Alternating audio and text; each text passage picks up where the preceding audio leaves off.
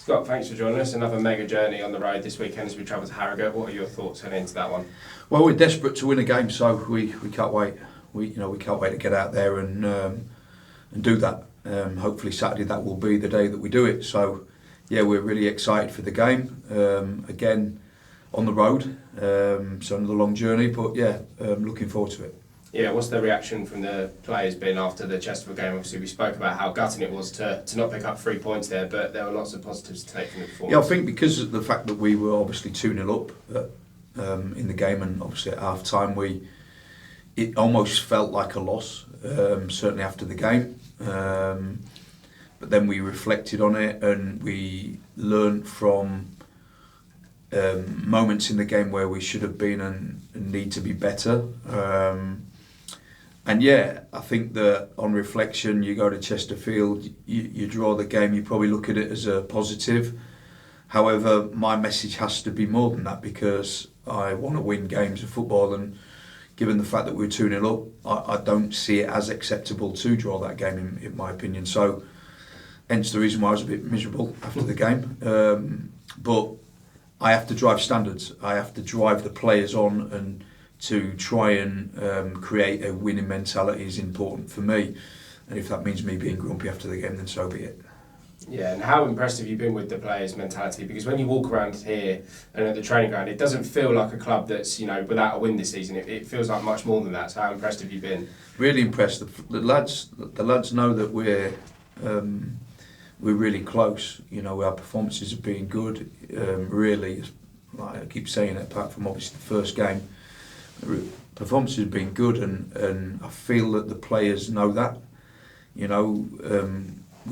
We've kind of drawn 2 games against arguably the 2 teams that were back to win this league, or certainly get promoted, and we've been present in certainly all them games, and I think that we're so close.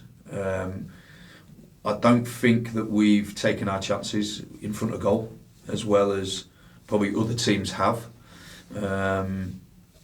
And you look at teams that are, probably 5 or 6 points in front of us.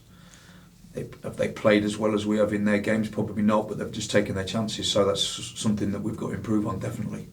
Yeah, we didn't really get a chance to speak about him after the game on Saturday, because we were focused obviously on the result. How pleased are you that the fans got a chance to see the real Harry McCurdy, playing in his sort of favourite position? Yeah, obviously, yeah, it was important, because I think that it was after the Swansea game.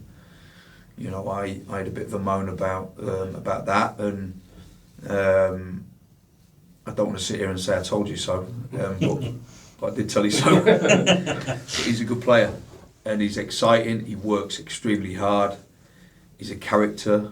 He's like the pantomime villain at times, and yeah, he's a great character, but a real kind of personality on the pitch, which we need. His first goal, we took it. He pressed so well. So first of all, hard work, right? Worked so hard up the pitch to press. He creates a bit of a melee with the goalkeeper in the centre half, and then puts it in from an unbelievable angle. So great finish as well. And I thought he was really bright in the game, and I think that there's been real signs of that. I think each week we've seen an improvement in him. Of course, to start with, we were playing him out of position, but we had no choice because we had a lot of injuries to the wide players. And I'm really pleased for him, and I think that I think Harry's one of them. If he's scoring, his whole life he's happy. You know what I mean? His whole kind of like life at home will be better. I think that football's a big thing for him. If he's scoring goals and Chelsea are winning, then he's happy. So yeah, he's in a good place at the moment. Yeah, and we've relied on obviously some fresh legs coming in with the injuries that we've been dealing with. Another player that really impressed at the weekend was Gerardo Badrami. Obviously, he hasn't played a great deal of minutes in the last 2 years, been really unlucky with injury, but he sort of slotted in seamlessly, didn't he? Yeah, we worked hard to get Badge in. He's a very, very comfortable footballer who can play in the middle of the midfield as a pivot, or can play in the back line. A good size, something that we haven't been blessed with, really. We've had a lot of technical players who are quite small and nimble.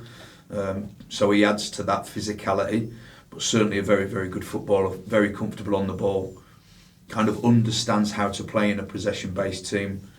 You know, we did sessions this week about kind of when to arrive, at what point, to play certain passes, and he gets it straight away. So I can see that he's been well coached before, and yeah, he fits in, like you say, seamlessly within our team. Yeah, and speaking of size, since we last spoke, we obviously added Ryan Loft up front as well. Another good addition, and as you say, it brings something else to the team of, you know, what we didn't necessarily have before. Yeah, definitely. I think that the biggest thing for me was bringing a little bit more nous and experience to the team. Obviously, did that with Scott Malone and now Lofty as well. You know, he's added to that little bit of experience, played many games in the Football League, and I think he's 27 years of age, so it's not kind of a young one. I'm watching him in training. You know, I'm quite excited to see him play. You know, he's a good footballer. First of all, he's come out of Tottenham, so you know, Tottenham don't usually have bad footballers for a start. So he's come out of there. He can handle the ball, you know, really well. He's actually really quick. You know, he's a fast runner for a big lad, and he's a big lad, which obviously, again, we've not been blessed with, certainly at the top of the pitch over the times I've been here. Not that we're going to start lumping it forward, because we're not, but it gives us that physicality from set pieces in both boxes, and probably would encourage us to probably cross the ball more, which I've been trying to get the players to do anyway. So brilliant signing for me. Looking forward to seeing him play. He's been amazing in training, I've got to say. So yeah, I think it's a really good signing.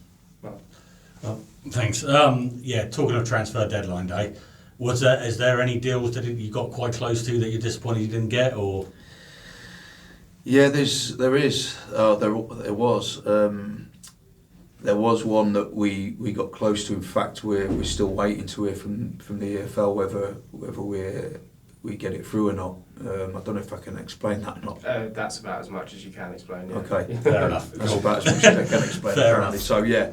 So kind of an ongoing process, weirdly enough. So yeah, even though the deadlines happen, but I think you can appeal certain things. So that sounds frustrating. Yeah. You were quite robust in your comments after the game on Saturday. You said you were miserable earlier. I'm interested in how the players react when they hear you say things like that. Are you impressed with the way they react to that? Do they take it on the chin, or what's their mentality? No, the mentality is brilliant, and they agree. You know, they agree because, and I said to them after the game, I don't need to raise my voice to tell you the truth, but I'm going to tell you the truth. So I just spoke really open to them about what I felt. And sometimes I protect them, and sometimes I don't say what I think or feel, certainly in the press. But I just felt that Saturday was a game where we let it slip through our own doing, in my opinion. You know, there's no way they should be able to score from a throw-in that easy. You know, and there's no way they should score from a ball being put in our boxes, certainly when we've done a work on it all week, and when we've spoke about it in the meeting. You know, we did a whole section on marking in the box, and then he scores through a player not being marked in the box. So that's frustrating for me as a coach when I know I've done the work. And the players agree. The players agree with, you know, we have to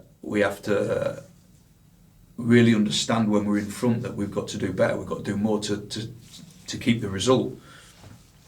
And I think that the players were open, and I kind of understand it, where they become real anxious. You're winning 2-0 away from home, 8,000 people there against one of the arguably the better, you know, one of the better teams in the division, and the anxiousness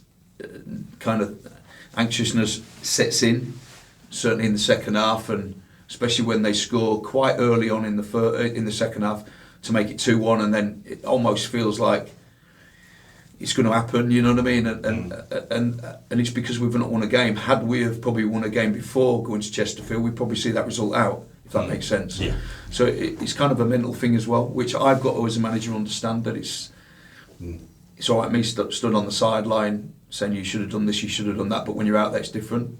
And I do know that because I played in football matches myself and felt them moments where you think, oh, we're under pressure here, or oh, this is going to happen, that's going to happen, and a negative mindset sets in.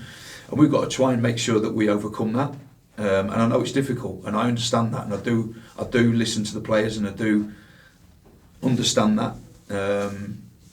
So yeah, I was very grumpy after the game, but I want it to be clear that, and I think it's got to be clear to my players more than anybody, that I want to win games of football. I don't accept going 2-0 up and then drawing a game, and I think the players need to feel that from me. Yeah. And during the promotion-winning season, the away form was excellent, wasn't it? And I think you broke records of away form. And obviously, during one of those away wins was at Harrogate. I think it was 2-1. Clyde scored that amazing goal. Does the result at Chesterfield make you think that you can repeat that kind of away form this season? Yeah, for sure. Yeah, I don't necessarily think it matters whether it's home or away. We've got to win games of football. We're capable of doing that. You've seen that last week. We're 2-0 up at Chesterfield. We should have gone on and won that. That's my point. But yeah, I think we're more than capable of repeating that. I think that we're very close to being a good side. Very, very close to being a good side. We've got to just, you know, make sure we start well. And if we get in front, we've got to try and manage moments in the game better than we are doing at the moment. Yeah, and you mentioned earlier about the finishing. There have been chances where, like Kahim last week. How do you coach that? Is that just a confidence thing, or is it a technical thing? What do you do to try and work on that finishing? Well, yeah, you of course you can always improve the players through individual coaching. You know, I think we worked it out before this week. We'd had, I think it was 14 training sessions. Obviously from the start of the season leading into the Grimsby game, 14 training sessions to the end of last week, leading into Chesterfield. And that's obviously with Saturday, Tuesday games in between, so there's been times when we haven't trained. We've obviously been preparing the team. Yeah. Within them 14 sessions, there's been 8 sessions that have been around finishing, putting the ball in the net. You know, so you know, you always kind of reflect on yourself. Have we done enough as coaching staff? And the answer is yeah, we have.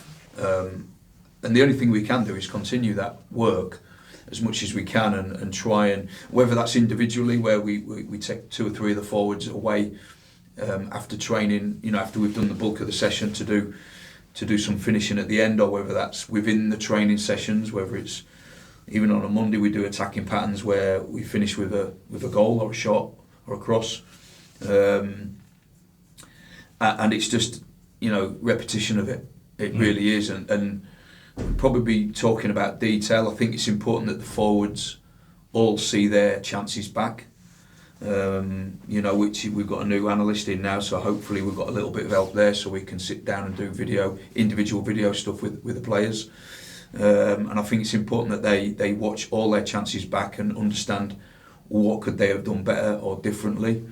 But yeah, I think you can always improve, definitely. I don't think it's a case of, oh, it's luck. Sometimes it can be a bit luck, maybe. 9 times out of 10 it's because, you know, we need to improve technically, tactically as well. You know, the team needs to put the ball into areas more than probably we have done. So yeah, I think that we can ask more questions of the opposition by doing so. I think that we get to a point up the pitch where sometimes we rush the action or we don't take long enough. You know what I mean? We have to get that balance in between. But trust me, there's a lot of work that goes on behind the scenes in terms of, can we improve? Are we doing enough as coaches? And I think the answer is yes, but we you know, we need to continue that work. Yeah, and looking at Harrogate, any players coming back? Anyone missing? Is there any players coming back? Keam Dixon's missing through international. Yeah, of course. Gav Houlihan has served his suspension now, so he comes into the squad potentially. We may have 1 or 2 missing, but I don't want to say at this stage. Okay. Just through injury. And has Ryan Loss stand a good chance of starting on Saturday? Yeah, he's fit. He's fit and available. So yeah, he stands a chance of being involved in the game, certainly. So yeah, exciting to see him in a Crawley shirt. Actually, you know, I think it's something that I've never had. Is kind of a little bit of size up the pitch. So you know, see how that looks. But yeah, I'm looking forward to that. Brilliant, thanks, Scott. Thank you.